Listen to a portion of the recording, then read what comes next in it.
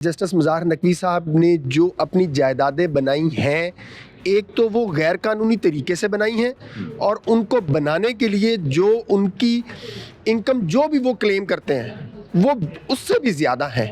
तो लिहाजा ये मिसकॉन्डक्ट के मुर्तकब हुए हैं, आमदन से ज़्यादा सासाजात बनाए हैं। जब कोई भी चोर रंगे हाथों पकड़ा जाता है ना, तो उसके बाद सबसे ज़्यादा सेफ़ एग्ज़िट और बदकिस्मती से पाकिस्तान के अंदर जज साहबान के लिए ये सेफ़ एग्ज़िट है कि जब उनको नज़र आता है कि अब हमारे बचने का कोई रास्ता नहीं है, तो वो अपनी पेंशन बचाने के लिए अपना इस्तीफ़ा दे देते हैं। बीइंग सुप्रीम कोर्ट का जज, डाका मारने का हक है, नाबालग बच्चों की प्रॉपर्टी हथियाने का हक है। जस्टिस बंदयाल किसी को क्या मुंह दिखाएंगे कि आपका जज रिजाइन कर गया, करता फेस, हिम्मत करता, फेस करता, मुझे झूठा साबित करता।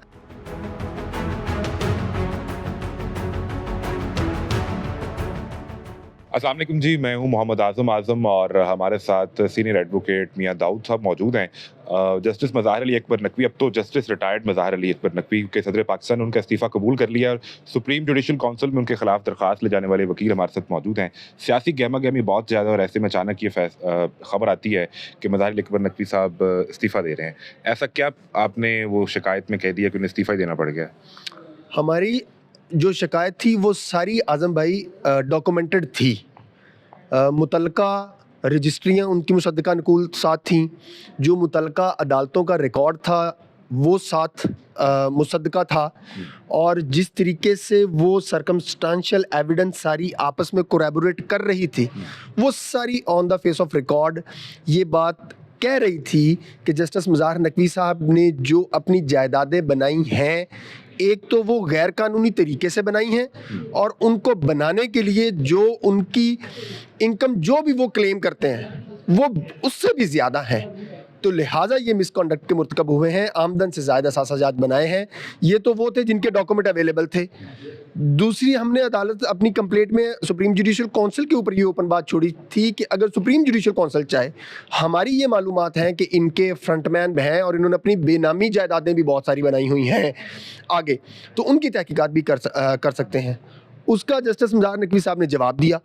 अपने जवाब में उन्होंने जो स्पेसिफिकली कैंट की प्रॉपर्टी थी, सेंट जॉन्स पार्क की प्रॉपर्टी, उसकी बाबत उन्होंने तस्लीम कर लिया कि ये प्रॉपर्टी वाकई ही गैर कानूनी तरीके से मेरे नाम मुंतकल हुई है, लेकिन मैं इसका मंसूबा साज नहीं हूँ, मैं इसका विक्टिम हूँ। दूसरा, जज साहब ने, जस्टिस मुज़ाहिर नकवी ने यह भी तस्लीम कर लिया अपने जवाब के अंदर कि जिस वक्त इस प्रॉपर्टी की ख़रीदारी से 6 महीने कबल मुझे इस प्रॉपर्टी के मुतल्लिका कागजात दिखाए गए तो मैंने FRC भी देखा था। अब अगर उस जून 2022 से 6 महीने पीछे जाएं, तो जब वो प्रॉपर्टी जो उसके कानूनी वारिस थे वो एक बच्चा था हसन शहबाज, उसकी अगर FRC का जायज़ा लें, जो जज साहब कहते हैं कि मैंने भी देखा था, तो वो तो उस वक्त नाबालग था। तो जस्टिस मुज़ाहिर नकवी ने कैसे ये डिटरमिन कर लिया कि ये प्रॉपर्टी काबिल फ़रोख्त कानूनी तौर पर है और मैं इसको खरीद सकता हूँ? कहते हैं कि अपने जवाब में उन्होंने सब कुछ तस्लीम कर लिया, फिर वो क्या वजह बनी कि उन्हें इस्तीफ़ा ही देना पड़ गया?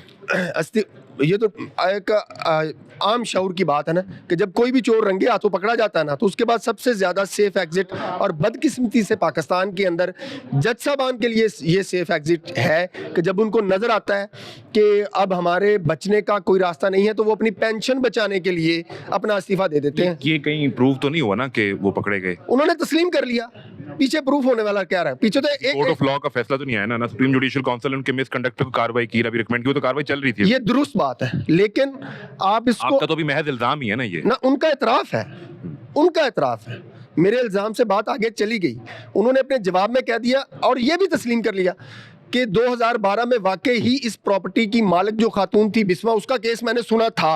ये सारी बातें मान रहे हैं, लेकिन आगे से अपने जवाब में कहते हैं कि मैंने 2 नंबरी कोई नहीं की, मेरे साथ 2 नंबरी हो गई है। ये उन्होंने अपने जवाब में तस्लीम कर लिया। इस तरीके से ये शिकायत जो आपने की सुप्रीम जुडिशल काउंसिल में, इसमें इसी के मेंबर जस्टिस एजाजुल हसन भी हैं और उन्होंने जो 8 नुकात का एक जवाब जमा करवाया और उस पर इख्तिलाफी नोट था उनका। उन्होंने जब उसमें कहा कि जिस तरीके से ये चलाया जा रहा है केस, ये मलेशियस लग रहा है, मुझे इस पर डाउट है, तो वो तो आप पे भी इतराज़ है। वो मान ली ये बात, जस्टिस एजाजुल हसन साहब की बात मान लेते हैं, तो क्या इसका मतलब ये है कि अगर एक चीज़ किसी प्रोसीजर की वायलेशन से या जल्दी में चलाई जा रही है, तो क्या इसका मतलब ये है कि सुप्रीम कोर्ट के जज को, बीइंग सुप्रीम कोर्ट का जज, डाका मारने का हक है, नाबालग बच्चों की प्रॉपर्टी हथियाने का हक है, लूटमार करने का हक है। क्या इसका मतलब ये है कि सुप्रीम कोर्ट को जज को लाइसेंस है वो डाके मारे, ओपन डाके मारे? तो किसी को भी इजाजत नहीं है। तो अगर प्रोसीजर की वायलेशन होगी, आपने ये माइक ऐसे नहीं ऐसे पकड़ लिया, दूसरे हाथ में पकड़ लेते तो मैं क्या कहूँ कि मैंने इंटरव्यू नहीं देना? भाई आप मुद्दे पे आए। अच्छा, ये रिकॉर्ड की बात है कि जब मौजूदा चीफ जस्टिस काजी फाइज साहब के खिलाफ रेफरेंस आया, वो किस तरह आया, किसकी इमा पे आया, ये भी रिकॉर्ड पे है। आपके पीछे कौन है? मेरे पीछे मैं खुद हूँ सर। नहीं मियां साहब, ना, मेरे पीछे मैं खुद हूँ। किसी ने तो बताया होगा ना कि आपको कि ये रेफरेंस फाइल का जस्टिस मुजाहिर नकवी साहब 12 साल से लाहौर हाई कोर्ट के जज रहे हैं और मैं वहाँ पे कोर्ट रिपोर्टिंग करता रहा हूँ। जी हमें पता है। मैं उनकी उन चीजों अभी उन बातों से भी वाकिफ हूँ जिससे कोई और पब्लिक तो ये आपने वाकिफ अब नहीं है। आके रेफरेंस शिकायत लेके गए ना, तो आप सब पहले से क्यों नहीं लेके गए? ये वकील 12 साल आपके वो गुजरे, उसके बाद वो सुप्रीम कोर्ट में आ गए, तब तो कोई आपने शिकायत नहीं की? नहीं, अब नहीं। मैं तो जब इनका जस्टिस मुजाहिर नकवी का साथी टाउट जज जस्टिस बंदयाल बैठा हुआ था, मैं उस वक्त शिकायत लेके आया। उसके साथी जज ने उसके साथ अगर धोखा किया है, उसको दबा कर रखा है, तो इसमें मियां दाऊद का तो कसूर कोई नहीं है। 23 फरवरी को जज कौन था, चीफ जस्टिस कौन था? उमरता बंदयाल। और उसने अगले दिन उसको साथ बैठा के ये ओपन कोर्ट के अंदर कहा कि मैं क्या उसे कहते हैं टैक्स गोशवारे और मालूम आमदन के ऊपर जो है वो नहीं कर सकता, कार्रवाई नहीं कर सकता, कैसे निकाल दूं? आज जस्टिस बंदयाल किसी को क्या मुंह दिखाएंगे कि आपका जज रिजाइन कर गया? करता फेस, हिम्मत करता, फेस करता, मुझे झूठा साबित करता। मैं तो पब्लिकली ये बात कहता आ रहा हूँ पहले दिन से कि अगर मियां दाऊद के रिजाइन से तो अभी एक नैरेटिव बिल्ड हो रहा है ना, जो आपकी तरफ के लोग भी कर रहे हैं, फिर उसमें अब सियासी मामला भी बहुत ज्यादा हैं, तो वो कह रहे हैं कि वो डर के भाग के चले गए। दूसरी तरफ ये भी कह रहे हैं कि वो अपनी इज्जत बचा कर यहाँ से चले गए हैं क्योंकि ये मेलाफिशियस एक शिकायत थी और उनकी असल में किरदार कशी करना मकसूद था। आजम भाई, मैं ये बात आपसे छोड़ता हूँ, अगर ये मेलाफिडी शिकायत थी, झूठ थी, बेबुनियाद थी, तो क्या उनको नहीं चाहिए था कि वो झूठा साबित करते, फेस करते? इस तरह की पोलराइज्ड सोसाइटी और सियासत हो चुकी है और वुकला बरादरी भी हो चुकी है और निजाम भी हो चुका है, इसमें वो कहते हैं वो इज्जत बचा के निकल गए हैं। ये चोर की कोई इज्जत होती नहीं है। साबित तो नहीं है ना, ये तो वो तस्लीम कर गए कि मैं चोर हूं। Justice Mujahir Naqvi court of law का फैसला तो आने देना। भाईजान, उन्होंने खुद तस्लीम कर लिया, कोर्ट ऑफ लॉ के फैसले को छोड़े। जस्टिस मुजाहिर नकवी ने खुद तस्लीम कर लिया, या तो उन्होंने अपने तहरीरी जवाब में ना तस्लीम किया होता, ये पब्लिक रिकॉर्ड है। उन्होंने जो सुप्रीम कोर्ट के अंदर अपनी आईनी दरख्वास्त दायर की ना जी 44/2023, उसके अंदर उन्होंने अपना जवाब रिप्रोड्यूस किया। करेंगे क्या? अब सदर मुमलिकत ने इस्तीफा कबूल कर लिया है और अब तो वो एक साबका जज हो चुके हैं, अब क्या करेंगे? साबका जज पे तो सुप्रीम जुडिशियल काउंसिल कार्रवाई नहीं कर सकती, वो आइन और कानून रोकता है। ये बात बिल्कुल दुरुस्त है। ये पहली दफा पाकिस्तान में ये सिचुएशन जो है वो डेवलप हुई है कि प्रोसीडिंग चलते हुए उन्होंने रिजाइन कर दिया है। हम सुप्रीम जुडिशियल काउंसिल से अपना असूली, आइनी और कानूनी ये मुतालबा करने का हक रखते हैं कि आप इस कार्रवाई को आगे बढ़ाएं।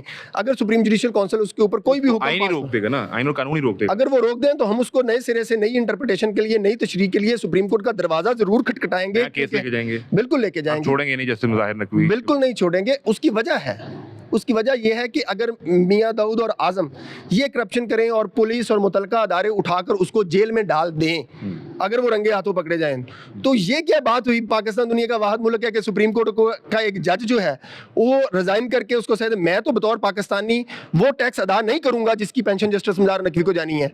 अच्छा, ये भी कहीं पे रिपोर्ट हुआ कि मियां दाऊद इस इस्तीफे को भी चैलेंज कर रहे थे सुप्रीम कोर्ट में। जी, कल जब ये इस्तीफे की खबर आई तो मैंने कल अपनी ये वीडियो स्टेटमेंट जारी की कि हम इस इस्तीफे को, इस कार्रवाई को, इस सारी चीज़ को लेके सुप्रीम कोर्ट में चैलेंज करेंगे। ये हक है पाकिस्तान, हर पाकिस्तान को ये कहना चाहिए कि सबके साथ इम्तियाजी सलूक करें।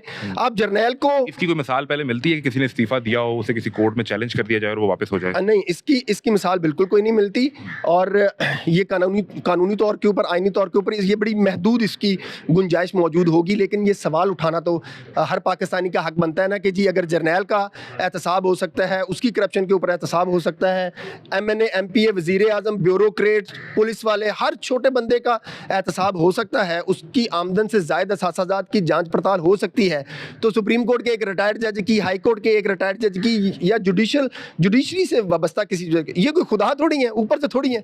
अच्छा, वो सिस्टम की अगर बात की जाए, इलेक्शन कमीशन ने पाबंदी लगाई सर्वेस पे, तो वहाँ मियां दाऊद वकील थे अभी बकरम साहब के और वो केस आप जीत गए और वो पाबंदी खत्म हो गई, तो वहाँ लगा शायद आप सिस्टम के सामने खड़े हुए हैं, ऑपोजिट खड़े हुए हैं। तो यहाँ अब आप इल्ज़ाम ही लगता है कि आप उस सिस्टम का हिस्सा बन के जैसे मुजाहिर नकवी पे मडस्लंगिंग कर रहे हैं। मियां दाऊद है कौन? ये आपको याद है वो लाहौर में मैं यही पूछता रहा आपसे, मियां साहब दस दो कौन हो? सारी दुनिया जानती है सर मियां दाऊद कौन है। किसका आदमी है, कहाँ से आता है, क्या करता है? मियां दाऊद हर एक का आदमी है, आप मुझे जिस मर्जी से मंसूब कर दें। जब केस चलता है ना, केस चलता है, वो अपने मंतकी अंजाम तक पहुंचता है, तो फिर जो पब्लिक है या लोग हैं ना, वो खुद ही फैसला कर लेते हैं कि ये प्लांटेड था या जेन्युइनली किसी काज को लेके चला था। केस का फैसला जो है ना, वो इस बात को बता देता होता है। लेकिन जो बंदा आज मंतकी अंजाम तक आज भी आपके सामने खड़ा हुआ है, आप उसके ऊपर करैक्टर असैसिनेशन करने के लिए जितने मर्जी इल्ज़ाम लगा ले, मैं उसको ओन कर लूँगा, क्या ठीक है, जो मर्जी कह लें। लेकिन हकीकत ये है कि मज़ाहर नकवी साहब को इन मेरे लोकल स्टैंडर्ड से हट के जो जिसका भी मैं बंदा हूँ, इसके बावजूद सुप्रीम कोर्ट के किसी जज को ये हक नहीं पहुँचता, या हाई कोर्ट के किसी जज को ये हक नहीं पहुँचता कि वो नाबालिग बच्चों की प्रॉपर्टीज़ को 2 नंबर तरीके से खरीदे।